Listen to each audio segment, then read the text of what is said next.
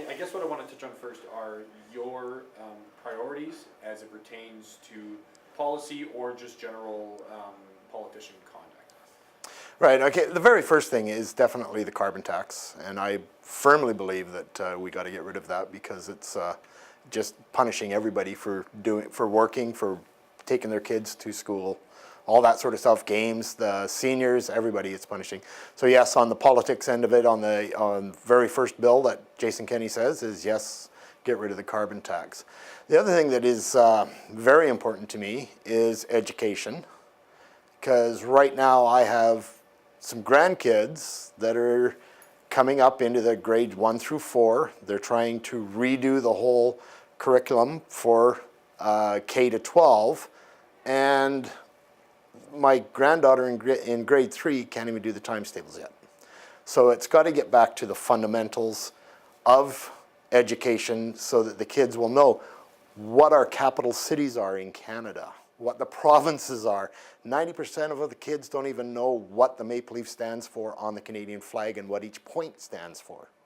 So we've got to get back and teach them the basics and get back into that core material and give the parents control. Right now, the government says that the parents are responsible for kids until they're 18, and yet the government is trying to take away that responsibility and not including parents in raising their kids.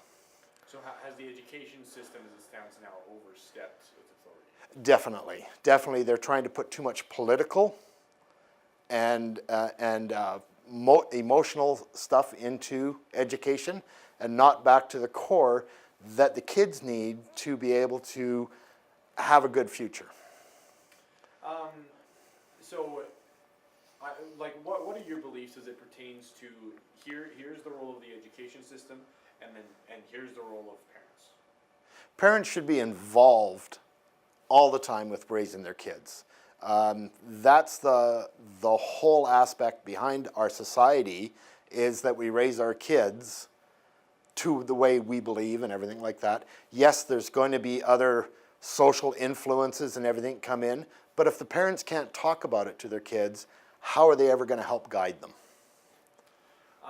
Now, I mean, that gives me some good information on sort of your side of things as it pertains to education. Right. So I'm going to shift gears to sort of taxation and business and economy. Is the government too big right now? Yes, we do definitely need to reduce the government. Right now, on the average, there's 3 to 4 workers for every manager in government right now in the administration end. So we can reduce that and reduce the cost of government, but not by laying people off, just through nutrition. About 10% of all government workers right now retire or leave government every year. And instead of backfilling those positions, let's just boost the work up on a few others to make that work. So you can cut down the mid-management and get the more workers in there, which will reduce the cost of government. So a priority of yours would be, I guess, the gradual shrinking of government. Yes, a more effective and smaller government that does a better job. So then you would disagree with those who say we need to take government and shrink it right up? Well, you can't shrink it right up. I've been in the public service for so long. There are so many different aspects, but what you can do is you can put a manager with a little bit more, have a little more, how would I put it, control over a business unit or whatever in there that can guide it better. Instead of having 1 for 3 workers, have 1 for 7 workers. When I'm very involved with the emergency services and the ESS, and the whole idea, I mean, we've come in and set it up that there is only 1 supervisor or 1 manager for 7 workers. Any more than that, it starts getting too diluted and you can't control it. But up to that point, so why don't we make government do the same thing as what we do on an emergency? And this, it might seem like I'm challenging you a little bit. Yep, not a problem. Now, if government is going to shrink gradually, does that mean it would be harder? Because I have to assume you're in favor of lowering, kind of tax all around. So right. If there's going to be a gradual sort of a shrinking, does that mean it would be harder to lower taxes? No, because don't have to lower. You don't have to shrink government and have the effectiveness of lowering taxes. We have found over the years that when we put in a flat tax for everybody, we actually had more income tax coming in.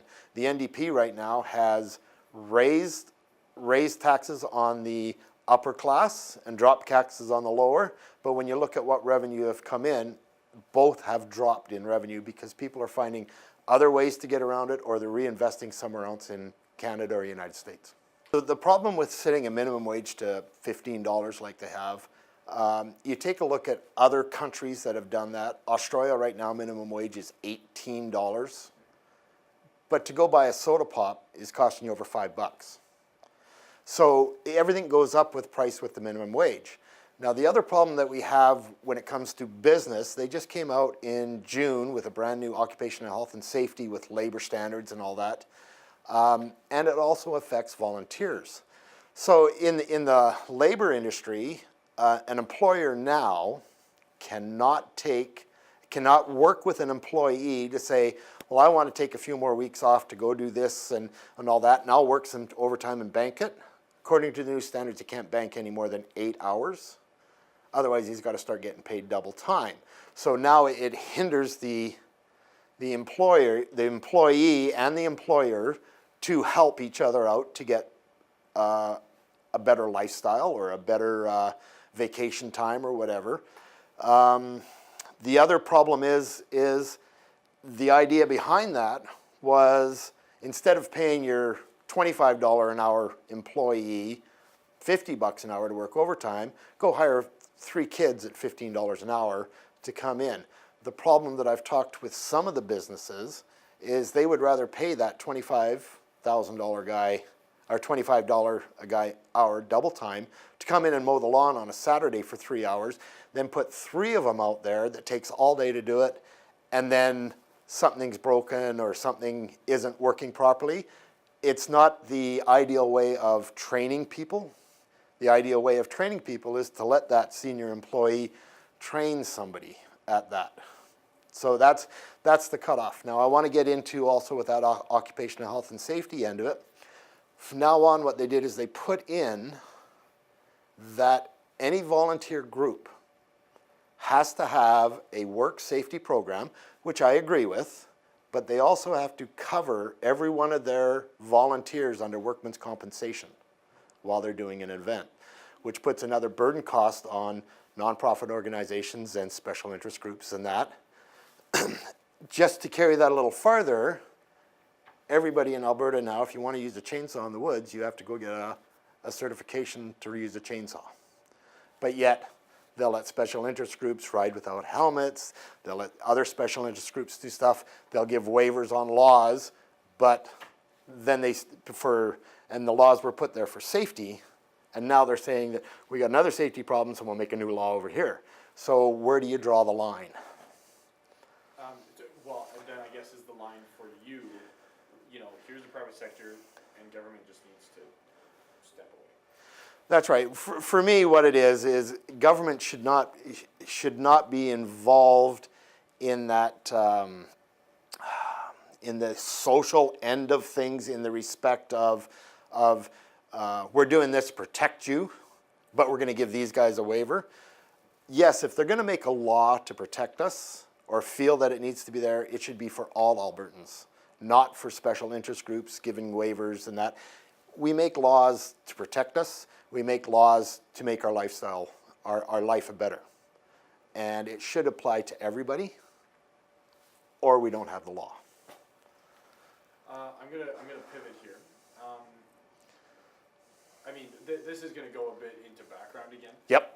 But you work in the public sector. Yes. So how is it that you decide to run for the UCP? Okay, I've been in public service for 14 years now, going on 15 with that. But I've also been volunteer for some of the special interest groups and clubs. Like I was president for 4 years of the Lethbridge Rocky Mountain Trailblazers OHV Club. I was also a Southern Director for the Alberta Off-Highway Vehicle Association. And over the last 3 years, I have been fighting the NDP government on their public land use strategies that has the most ever changes in Alberta history for public land use and protected areas. And the criteria that's going into it is a summary of a whole bunch of reports that don't even apply to Southern Alberta. So over the course of 3 years of dealing with government agencies, ministers, deputy ministers, and going to roundtable, townhouse meetings, and seeing what's coming out of it, and only the stuff they want to put into a report goes in. Anything that anybody else is saying is omitted or cleaned out of the minutes and that. And I guess I want to clarify. You and of course, correct me if I'm wrong. You didn't become conservative over these last 3 years. No, I've always been a conservative. Okay, and so that's how you Yeah. decided it was going to be the UCP. Yes. And so then, over the last 3 years, was that kind of did that push you to just get to the place of, well, I'm going to run?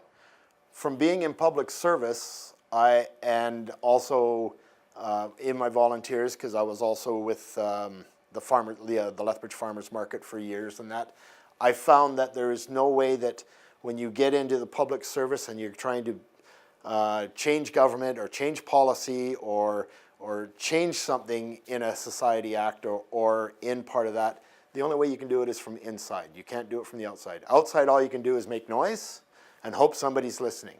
When you're inside, when you make noise, you already have somebody listening. Now we've gone through, well, I guess lawmaking, taxation, education system. Through that, we were able to touch on family. I mean, that if we were to go more into one policy, it would be your policies pertaining to family. But at the provincial level, that's not so relevant. Is there anything you want to add there? Well, I mean, my main thing is, like I said, I've been fighting for 3 years on the Public Land Use Act for Albertans. The way that these changes